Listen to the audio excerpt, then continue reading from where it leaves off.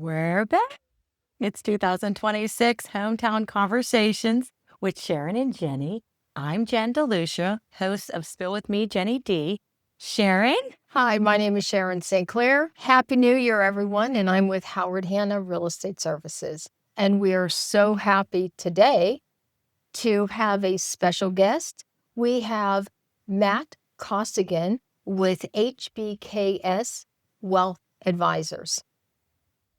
Hey, Jenny and Sharon, thank you so much for having me. I am Matt Costigan. I am a principal and senior financial advisor with HBKS Wealth Advisors. I am a CPA as well as a certified financial planner. And just a little bit about my background. I started out in the world of taxes, and after a few years of working with a Big Four accounting firm, decided to make the switch over to the investment advisory world with HBKS Wealth Advisors. And our mother company is HBK CPAs and Consultants. So I like to think that we can help clients with a variety of financial planning and tax issues. And I'm excited to be here with both of you today to talk about some poignant issues. Thank you. So, Matt, thank you so much for joining us. We thought we would start out the year as we look at hometown conversations of elevating, educating, and informing to be your personal best, whatever that means. So obviously, starting the new year, starting with money. The first question is, investors have many choices for types of financial advisors that they can work with. Can you explain those choices and what it means to be a fiduciary? Yeah, absolutely. And I think, it being this, your first show of 2026, New Year's resolutions, money is always a big one for a lot of people. So if they haven't developed a relationship with an investment advisor, those can come in all different forms, right? And I would highly encourage, anyone watching this to Google suitability versus fiduciary. That will give you a world of information of what the differences are between those two. But quite candidly, if you're talking with, if you're interviewing a financial advisor or a couple different financial advisors, and by the way, I would encourage anyone that's out there looking for help in the financial planning and investment advisory world to talk to a couple different folks as part of that search. But I am a certified financial planner that holds me to the fiduciary standard. And really what that means is I have to do the right thing for clients regardless of the compensation outcome. And, that's very personal to me. That's how I want to be able to live my life and run my business within HBKS Wealth Advisors. It makes it really, really easy because you have to do the right thing over and over again. Right. So, Matt, just as a quick follow-up to that, as a fiduciary, that means that you always are placing the client's interest above what you may have as a financial interest in the decisions that they make. Their interest always has to come first and foremost based upon the suitability of their financial goals and what you're advising. Does it line up with the goals that you've worked on and established together? Is that an accurate statement? Yeah, that's very accurate. Have to do the right thing, for the client with all available options that are out there. Okay. Yep. And with that said, before I jump into another question, just to get an understanding of this, so you are all inclusive as an advisor. And so what that means is that, you want to get an entire picture of someone and what all of the things that they have going on. So the way I would analogize it would be if someone has a lot of prescriptions, you would basically be that person that say, you know what, bring them all in and let's see how they're interacting together. Let's look at all of the resources and tools that you're currently using or not using. And then from there, start to make overall decisions, understanding how they work together. Maybe there's some duplication, canceling, etc. Does that make sense? Yeah, that's exactly right. When we start to work with clients, we want to look at what current insurance policies that they have. We want to look at all their investment statements, their employer retirement plans, if they're fortunate to have one of those, if they're fortunate to have pension benefits. That seems to be a dinosaur in our industry these days with, defined benefit plans not being out there. We want to ask for their tax returns. Looking at someone's tax return can really reveal, a lot of the information, that they have. We want to ask, do they have estate planning documents set up? Do they have wills, power of attorneys? I think it's shocking to find out how many people out there do not have their estate planning documents in place. And so while, we're not attorneys and we don't draft legal documents, we will partner with the right type of attorney to be able to help that client design their estate plan and have all of their estate planning documents in order. And it can really be as simple as, someone that is, newly married, maybe has, started a family, has a child. One of the most important documents they can have in place is, the document that says what happens to your kids if both of you were to pass away. That is, guardianship provisions. That is extremely important, right? So, we want to make sure that clients have all of those pieces working together in harmony. So these are all of the pieces of financial planning and all of those tools that work in a cohesive, comprehensive fashion. Yeah, that's right. And it's all about, getting together with the client on a pretty regular basis so that, it's a check-in, making sure they're doing what they should be doing. We do try our best to lead with planning in that regard. Investment markets rise and fall, and, there's some things that can't be controlled, but, there's certain levers of a person's life that can be controlled, right? How much they're saving, what their asset allocation looks like, and do they have all of the appropriate protections in place should something goes awry in their life? If a loved one passes away, if someone becomes disabled, et cetera. Right. What I'm hearing you say is that it's never too early. So even if you think I'm on the younger side, it's never too early.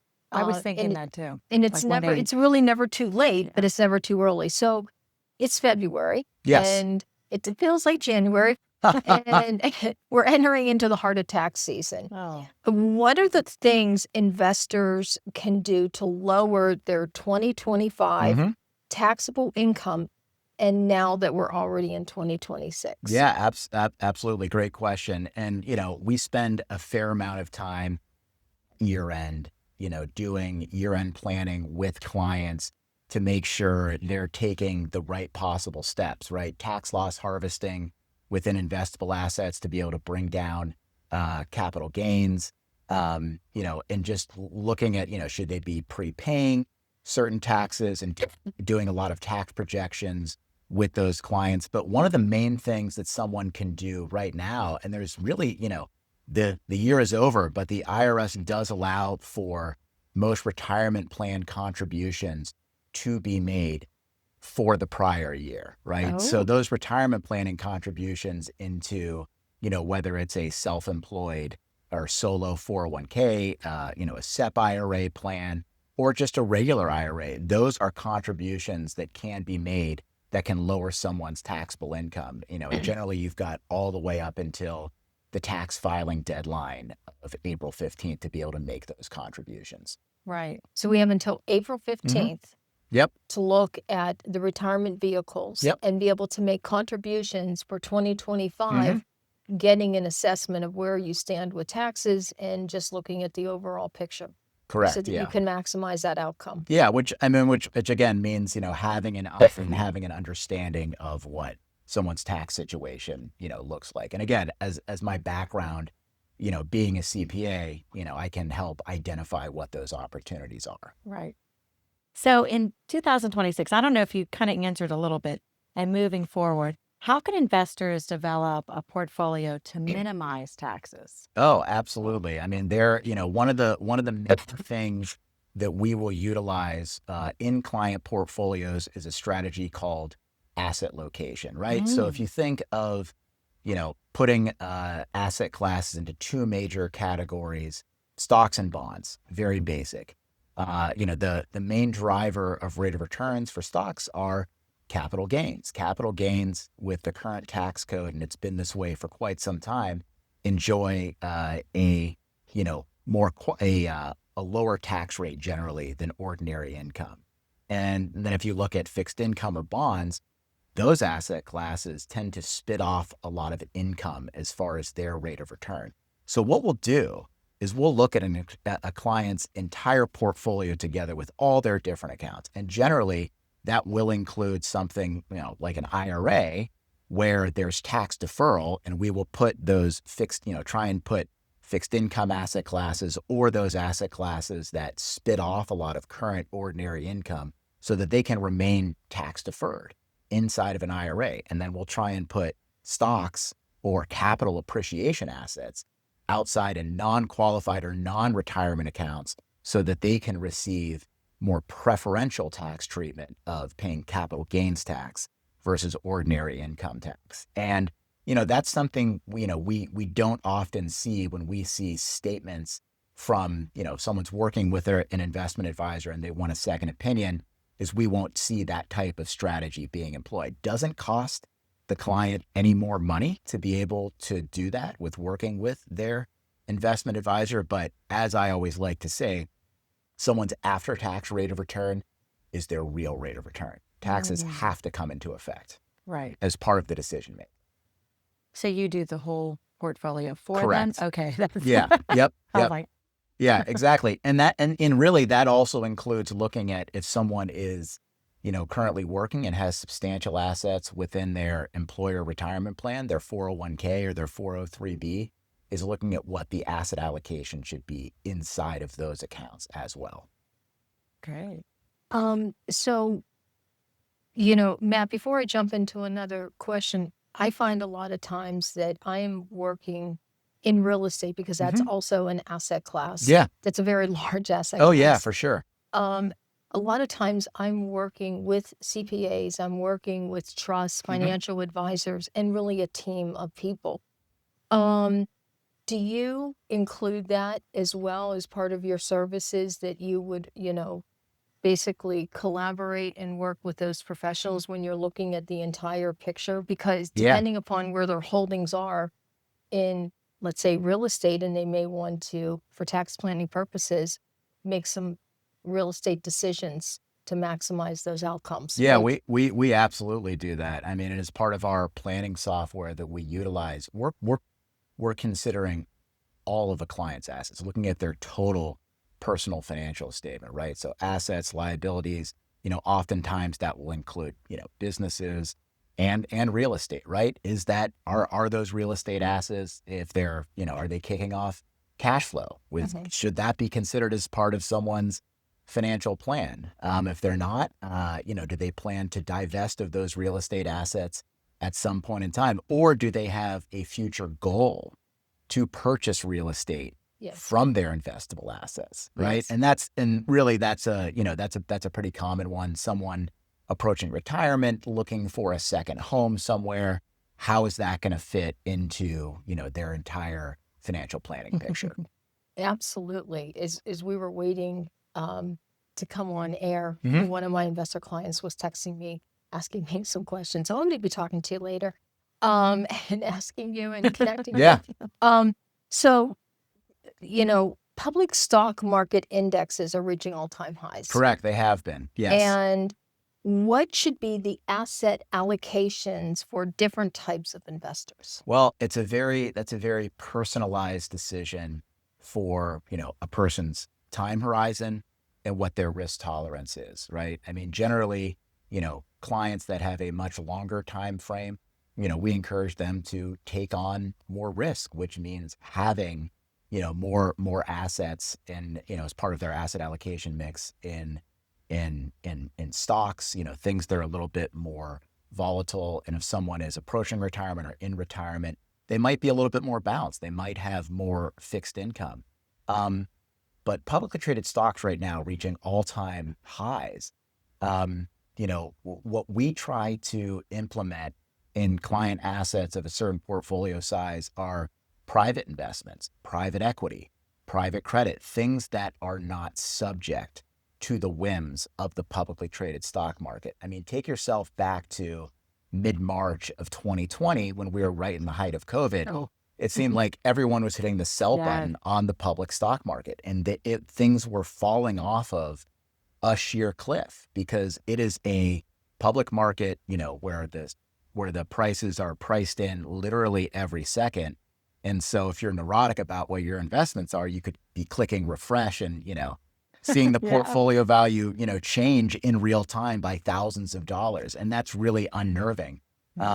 So being able to use private asset classes that are not priced in publicly can really be, a strong part of someone's portfolio mix of having something that is semi-liquid, maybe not readily available to help ride out the gyrations of where the stock markets are. And quite frankly, I don't know where the stock market indices are going to head. No one knows. And if they say that, they're lying. They really don't know. That's why we need to take into consideration, someone's overall time horizon and what their goals are from a longer term planning perspective. So it's balance of timing and risk, risk allocation to hedge products depending upon the amount that they have to invest, as well as their age, their goals, and where their risk tolerance is. That's right. Yeah, absolutely. And it's a balancing act, altogether. And, and the job of, selecting assets to be in a portfolio. So our firm manages a little over $7 billion. We are large enough where we have a dedicated asset management group of chartered financial analysts, or CFAs. That is a full-time position to be able to select those asset classes and the asset allocation mix for client portfolios. That is definitely a separate job.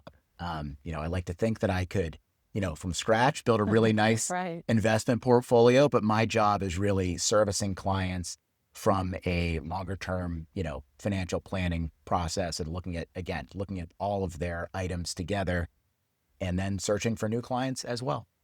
So what you're saying is, as a CPA and a CFP, that you're working with the CFAs, which is a chartered financial analyst. So you're basically coming together for that holistic team approach. Is that my understanding? Correct. Yeah. Absolutely. And in fact, I mean, we're looking at right now making some changes within our client portfolios that, through technology that we have within our firm, where we're able to implement those trades in all of our clients' accounts very effectively and very quickly. So it's a more proactive process than something that is reactionary to what's going on in the capital markets. I love that. How are you using artificial intelligence in your business today? Oh man, that's a hot topic and a great question. That is, you opened the door. I'm just. Oh, I know. It's it's really it's proceed with caution. I think it is, I think certain, large language models or AI is a great way to, maybe start off to get, a particular question answered. But I would, that you need to verify with sources that things are accurate. I don't think you can really believe what a computer says. We have started to utilize within our firm a note-taking system, right? Which, listens in on a client. We're always very open to tell clients like, hey, this is here and we're doing it. But, you would not believe, what comes out of that as far as like what meetings, note meetings would look like. And then, we edit, go in, add other notes, and, it works out really well. It's a tool to make us more efficient. And so I know Jenny has an excellent question, but just to make sure that when you do the note-taking and artificial intelligence, that all comes under the umbrella of the fiduciary relationship and the client confidentiality provisions. Oh yeah, correct? Absolutely. Yeah. Remains confidential within the client file, but we have a duty to our clients to be able to document. Understood. So I just wanted to make sure of the confidentiality. For sure. So Matt, I have to ask you this. So how does insurance play in financial planning? Yeah, that's a good question. While we don't generally lead with insurance in our, in my practice at HBK as Wealth Advisors, that's definitely part of the larger financial planning process. If someone has insurance that's already in place, we want to take a look at it. We want to make sure that it's doing what it's intended to do. And we want to make sure that people have the insurance that they need, right? Whether that is life insurance, disability insurance, right? That is particularly important if someone, maybe doesn't have, group disability insurance, that they have, that they are covered. If they are self-employed, maybe for folks that are on the doorstep of retirement and, have done raising children, their next concern might be long-term care insurance, right? Something that as they get older and, we all are living a lot longer, is to make sure that they have insurance in place to be able to cover those long-term care needs and not spend down their investable assets to do so, so that they can, if they need home care, or if they need to be in a facility, that they can cover a majority of what those costs are. So it's really just moving, one asset from one column over to the other, because that is definitely an asset, is having those types of insurance. Now, if you're me, I'm in my mid 40s. I have 3 young daughters. Both of my wife and I have a lot of life insurance, because if something were to happen to either one of us, there would need to be, a cash inflow to be able to support what our household is. So, it just varies upon what's needed, and, making sure that people have the right tools out there so that, protection planning is really covered in someone's longer term financial plan. Right. Thank you. So with 11,000 baby boomers retiring every day, which is a mind-blowing number. How should someone determine when they should file for Social Security retirement benefits? Yeah, this is, and what I always like to say to clients whenever we are addressing that topic is, if you could tell me exactly when you're going to die, I could tell you exactly when to file for Social Security, right? Yeah. So, generally we will try and use, and there's, and what I think is crazy about Social Security is it's really not so straightforward for the average person to understand, especially married couples, where there could be different filing strategies, in place. But we try and use Social Security as a hedge against longevity risk, or put more simply, the risk of living a long time, right? So Social Security comes from the government, comes from the ability to, raise taxes, to be able to promise what those benefits are. So generally we'll try and encourage, if it's a married couple, the spouse that has the larger earnings record or larger benefits, to try and, delay their filing strategies so that, they're maximizing what their lifetime benefits are. And maybe the spouse that has the lower amount of benefits, starting a little bit earlier, right? So sort of a barbell strategy between those two. And really it's a great income replacer, because we talked about earlier, pensions or guaranteed income, they're much more rare these days. Oh, wow. Yeah.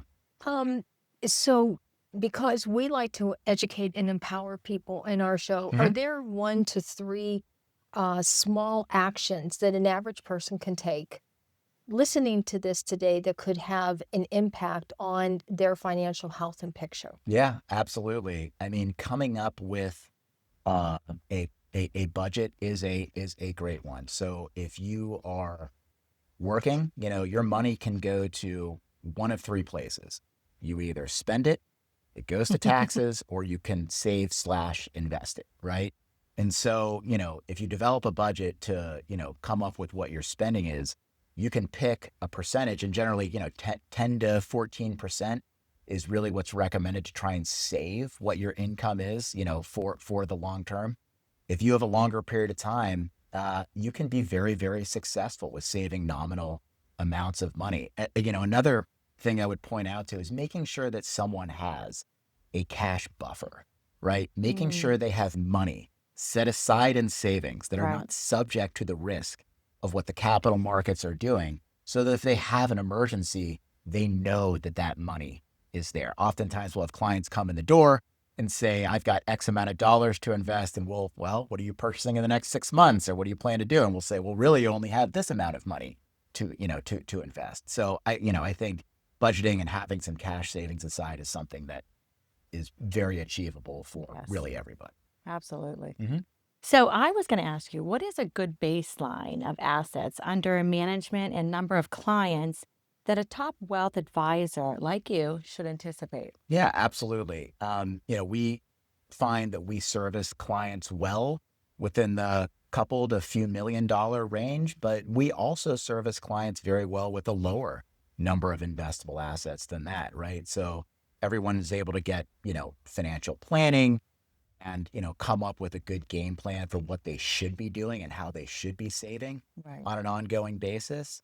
And generally, as far as like number of clients, I mean, once you start to reach, the 100 or so marker is when you need additional staff, Yes. right? We have multiple advisors in our office that are serving multiple clients. And, we try to take a team approach so that each client knows a few people within the office. I mean, people get sick, they go on vacation. Taking a team approach really seems to work so that the client can, know that they have someone to reach out to should they have a need. I love that. So basically, then we have the team approach, but we have the ability to have a relationship, but then they also understand the actions that their colleagues have taken so that they can go in at any time, look at it, and then be able to readily pick up a conversation. Oh yeah, absolutely. Again, being very detailed with, note taking, knowing what a client has going on, that is paramount to a longer term client relationship. Matt, so we really appreciate you coming by. Thank you for having me. And what we're going to do is I'm going to host an event, and I'm going to invite our viewers. Everything will be, you'll just have to make an RSVP. We'll announce the date and time and the venue, but we're going to have Matt come in so that he can meet with people and then answer questions. This was a lot of information. This was a lot of information. I tell you what, to unpack. it's like drinking from a fire hose, right? Yes. You always want to try and be slow and deliberate, but there is a lot of information to unpack. And we really appreciate your expertise and your time, and then we can do it in a more intimate setting. Thank you so much for sharing your time. Much. Yeah. Thank you. Thanks for having me on. Enjoyed talking with both of you. Thanks so much. I'm so excited. This was another episode of Hometown Conversations with Sharon and Jenny. And we are going to be on again. We're going to have a relationship therapist. So make sure to tune into that one as well. And Matt, thank you so much for being on, Appreciate taking the time to be here today with our show. Thank you again. Thank you. Thank you so much. Happy New Year. We'll see you soon. We'll see you soon.